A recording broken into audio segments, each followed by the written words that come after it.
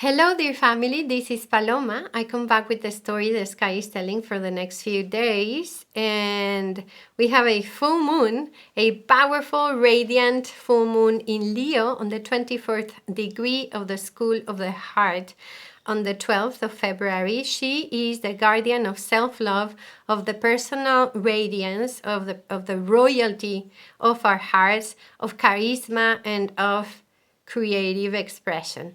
It happens with the sun in front, of course, in Aquarius with company. This is a very disruptive configuration, very rebellious and shocking could be, because it happens in a square configuration with Urano and Tauro. So let me speak about this. Before that, let me just say today we are in the Cassimi of Mercury, which is an embrace of the sun and Mercury in Aquarius. It's like a full Mercury, I would say. So it's like an illumination process of our consciousness with insights that is inviting us to open or free our minds. In fact, it has to do, it's like the harvest of the past Mercury retrograde we had at the end of 2024, remember? So this is inviting us to, I would say, understand that from the local consciousness, we connect with the supra-consciousness and we become channels through the authenticity of our words, of our communication, which is it is meant to be through this alignment clear, transparent, and objective. Because Jupiter is also now moving direct in Gemini. I don't know if you noticed, but there's a lot of options, opportunities, information, communication coming through, which also requires this maturity and discernment about what's true, what's important, what is holy and sacred for you, so we can make moves. I think there's a lot of information that can be discerned through intuition, through the heart, and through the body by resonance. And without doubt, this is a moment that is asking us to position ourselves and to make some choices. And also to move forward in spaces that were kind of limited or blocked for a long time.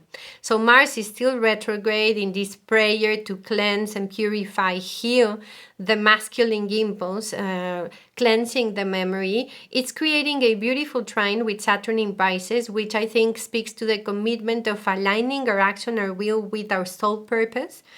And to also become the source of security, connection, and belonging that we've always longed for, and to do this within ourselves, to count with ourselves, like you can count with you, that's the feeling. So we can expand this into a wider circle, of course, to our relationships and to the world, and restoring the beauty of being family, and also restoring the health of our roots, I would say. The roots that we share as humanity, I think these roots, there's lots of mysteries there that are going to be, are already being, but will keep on being revealed throughout this year into the world. And also these mysteries of our memory, of our shared roots, will be opened in our own bodies through our DNA and other activations that are taking place. It requires us to be really aware and present to what we need in the moment, to listen, so we can allow this, which is truly a big awakening that is going on. So I would say simplify, because it is in the intimacy of the home that you are to yourself that this finds a safe space for it to develop further. And then you can move out into the cosmos, which is also you anyway. Okay, so this week I think it's a week of breakthrough.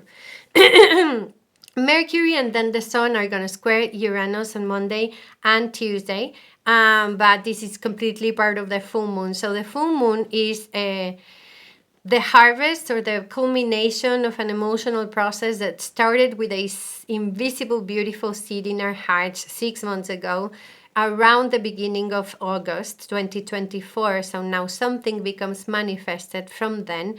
Perhaps this is going to be a harvest of an sudden or abrupt awakening that free us from patterns, inertias, or dynamics. That it's quite revolutionary, this energy, quite rebellious as well.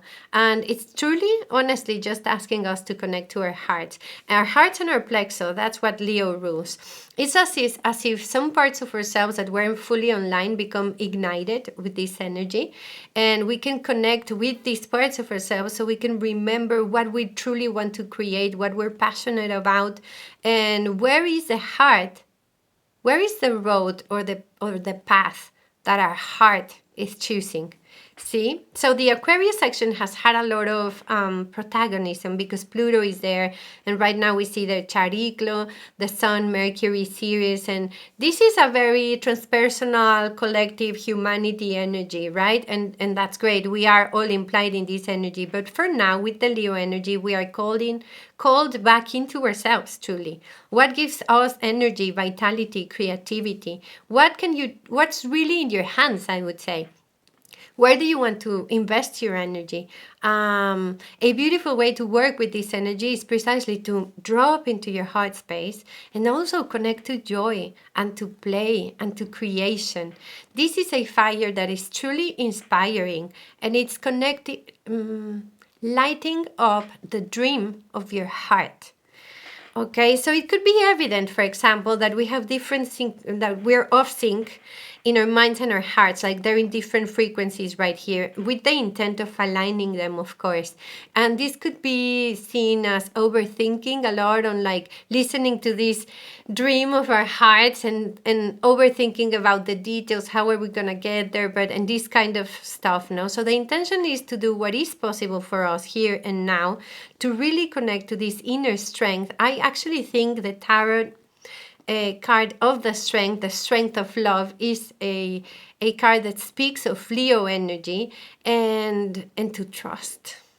There's a lot of trusting here. This T-square, which is very dynamic energy with Urano, it's in the fixed signs, so Leo, Aquarius, and Tauro. And the fixed signs, they search and they master stability. So when the time comes for intense, abrupt and surprising change, they tend to embrace a lot of their energy. So let us be aware of this and practice releasing and practice allowance and flowing with this, because Tauro here is going to shake the foundations of what we thought was stable in a place that is really intimate and vulnerable, which is the moon. This is so, by the way, and I know I say this a lot, but it is so, it's so creative. It's immensely creative energy. So I think Urano is going to make us a little uncomfortable in order to trigger us to find creative, recreative ways of expressing ourselves. There is a connecting ourselves back into the original frequency and awakening to the truth of who we are in the space of our hearts. And this energy is going to break the boundaries of the comfort zones, and that's uncomfortable. So there's that. But there's also an opening of great expressions of our creative energy that might challenge our trust, our courage to go for it. But there's also there the energy of courage to actually do it. No, I think the challenge might come because Mercury is there a little bit, like things are different from how we planned or thought they would be in terms of stability and security. But there again, I would stress the importance of giving ourselves what we need and truly accompany ourselves through this energy, because it is very exciting. It is opening like amazing potentials that we didn't imagine they were there, but it speaks of change, and more change. So let's be compassionate, let's be sweet with ourselves, and keep grounding and present so we can truly navigate this with trust. I think the energy by itself is like, it makes you uncomfortable through something, but it then gives you all of the energy so you can find creative and unexpected solutions to whatever shows up. This might come a lot through communications or information that might make us uncomfortable and then push us into seeing what we need to see, knowing what we need to know, and this eventually truly empowers us. I think there is a lot of information from the intuitive realms that's speaking very loudly. There is a beautiful support from the waters. The only fixed sign that isn't being touched by the energy is Scorpio, which is allowing us to connect to these shamanic gifts, I would say, or spiritual gifts, in order to manage the energy. And then there's Mars retro in Cancer in the 17th degree. He's going to stay there. That's where he's going to station direct in and not so long, at the 23rd, 24th of this month, so it's not long now. And weaving this beautiful dialogue with Saturn is truly emotional maturity and responsibility. So let us just allow whatever it is, whatever is culminating, ending, because there is a support for us to trust ourselves. Yes, there might be grief, there might be letting go, because there is a cleansing of the waters. Imagine Mars as your inner child and Saturn as your inner father or mother. So we can reparent ourselves with the love, the patience, and the empathy that perhaps we never had, but we can give ourselves now. It is a sky that might trigger some anger or frustration within the circumstances, because it is connecting us to some stories that might be triggering. But this is with the intention of shifting our perception and healing. There is powerful healing energy in this sky. There is an activation through harmony to Chiron, the wounded healer, which to me speaks of the possibility of healing these wounds of self-love, really, and the wounds of the ego, because as much as we find the dream of our hearts in the Leo energy, we also find the dream of our ego, which to me it's only the dream of our wounds trying to protect themselves. So we could express an excess of defensiveness, even arrogance.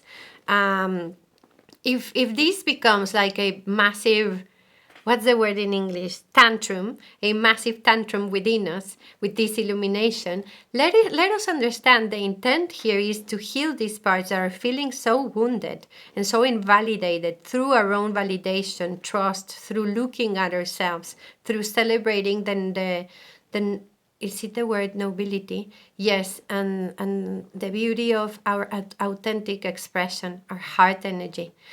Venus has just spoken with Pluto in a powerful dialogue. This is part of her journey. Remember, she's going to retrograde soon. So there's a lot of very, I would say, valuable information, whatever is going on right now in terms of relationships, prosperity, because all of it is speaking to a transformation in terms of our self-value, self-esteem, and connection to creativity and beauty. So if you notice right now, what is alive for you right now? What's speaking to you? What is going on in your life? Because there you're going to find treasures and you're going to find guidance for this reconnecting yourself to the true joy of being a creator or a creatrix. From self-respect, from compassion, weaving the beauty of who you are into a bigger story, which is the story of us. It is your radiance that we need, your creativity, your authenticity, the liberation of your truth. That's what you contribute with to the change of paradigm.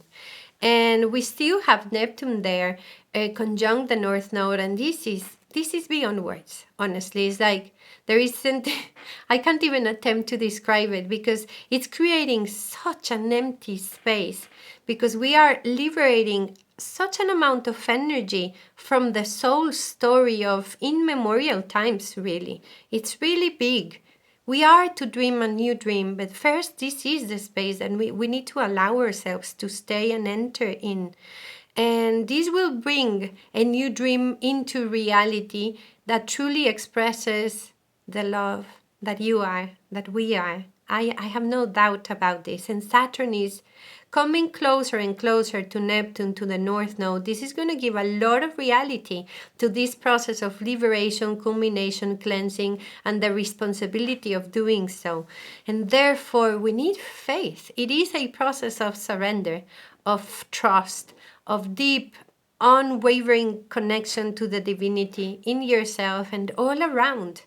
For this, which is a week of surprises, remember that whenever you are shaken by Urano, it is for your awakening, for our awakening and evolution. It's a revolutionary energy. So whatever leaves us, it's because it wasn't for the highest good of ourselves and of everyone else. There is An amazing amount of updates going on in every level so far being so. The path is through the heart, the intelligence of the heart, creating a coherent field that creates cohesion so we can actually manifest these dreams. This is a sky that allows the cutting of patterns, that of repetitions, of loops that have been limiting our ability to rise into a new spiral of freedom and awareness. Okay, the revolution is love. This requires deep honesty. The promise for healing is very strong as well. And the need for us to take care of ourselves is vital. So what inspires you? What ignites you? What is inviting you to use your creativity to respond? There is a harvest of love and of vibrance in this energy. I think it's an opportunity to truly choose to live a life centered in our hearts, heart-centered living. Okay, that's what I have this week. Beautiful family. Blessings.